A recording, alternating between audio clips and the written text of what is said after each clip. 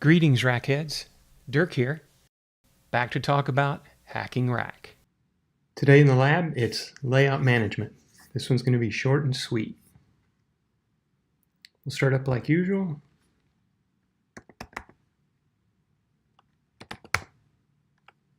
Fire up the engineering notebook. A quick reminder, here's all my stuff out on GitHub. And the notebook we're going to deal with today, which will be up in the lab in a bit, is layout. So here's the backstory. Pretend you're sitting there in rack working on a patch, and you want to do some layout management. And you have a whole bunch of modules, and it's a little tedious, a little time consuming to move a whole bunch of things around. And for me personally, I often want to shift everything to the left or shift everything to the right. So I've got a reference patch here that we'll start with. And let's pretend that I want to move everything. Now, just for grins, I'll move everything on the top row to the left and the bottom row to the right. And I have access to the width of my screen data, so I'll use that as a reference. So here's our notebook for the day. And remember, it's Control-Enter to execute a code block. So I'll go ahead and open up a few items. And here we go. I'm going to start with opening that layout patch that we just looked at. And you can get that complete with embedded with data either through, and I have it spelled out all up here, through my fork by just saving your patch as normal, save or save as, or you can use DL Wiggles rack hacks and press that good old patch button. That'll give you what we need. So when we open up this layout, it has the width data in it. So we can use that to reorganize the layout. Now I'm not adding any new modules, I'm just moving them around. Notice I'm using our HP conversion as we did in a docs conversation a few videos ago.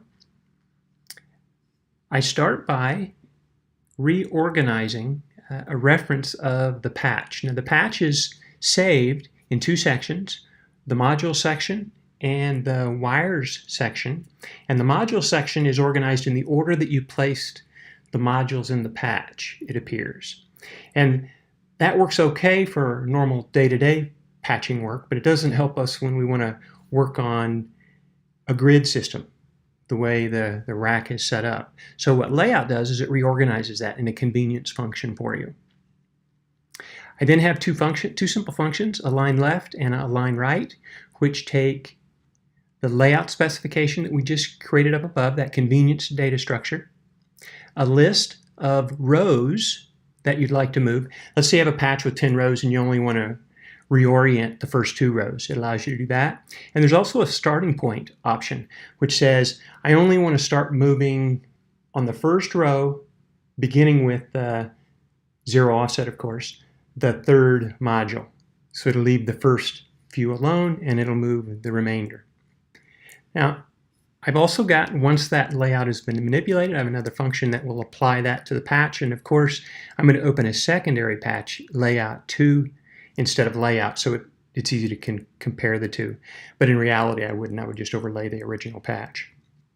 So let's go ahead and run this and then go back to our patch.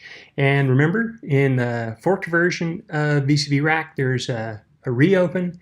In the standard version, it's called revert. The only difference is my reopen is renamed so it's more intuitive to me, and it doesn't come with that extra prompt. So you can like just do it and things happen really fast. So look what happens. This is the version of the call that moves everything. Now I'm going to start by, now that we know what layout looks like, let's look at layout 2, because that's the one we transformed. And as we open that, you'll see that Everything on the first row has been shifted to the left. Everything on the second row has been shifted to the right. Now, real quickly, I wanted to show you an example with the other flavor that says I don't want to move everything on a particular row. I only want to move some of them. So that allows you to leave some in place and move the rest. Now, just for grins, I'm going to remind you what the original patch looks like.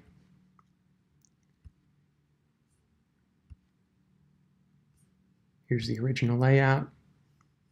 And here's the version where, and you'll see that in the first row, I'm going to leave the leftmost module alone. And in the second row, I'm going to leave the leftmost module alone. And I'm going to move the rest. So let's open up the one we transformed. And lo and behold, the first module in the first row stayed in its original position, and the first module in the second row stayed in its position, and all the others shifted accordingly to fill in. That's almost all I wanted to talk about today. I just wanted to talk about one more idea real briefly, and that's these kinds of features in the lab will end up being in rackcli, and that's a nice command line wrapper for those particular features that I find commonly popular. But a lot of people say, hey, dude, that's a command line. I don't work in a command line.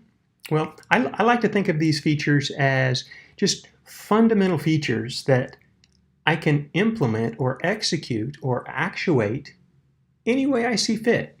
Just wanted to throw out a couple of ideas.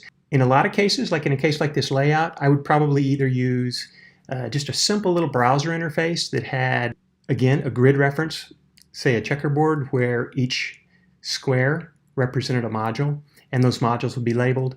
And then I would have two graphic elements on either side of that for shifting right, shifting left. And that would allow me to just generically shift right or left, or specify a starting point on a given row and shift right or left. Another common technique I'll use for actuating my command line stuff, because I don't like command lines that much either, is I'll use something like touch OSC or one of my mini MIDI controllers to actuate things. So even though these fundamental things are implemented in a command line tool, that doesn't mean that you have to execute them or live with them day to day on a command line. So that's good for some folks, it's not good for others. So all the things you're used to doing still work great. You can use MIDI controllers, you can use your mobile device with an app like Lemur or touch OSC, or of course you can go back to the raw command line. So that's all I wanted to talk about today. That's a wrap. And that's a wrap for today. Thanks for stopping by. Don't forget to like and subscribe, and see you for the next video.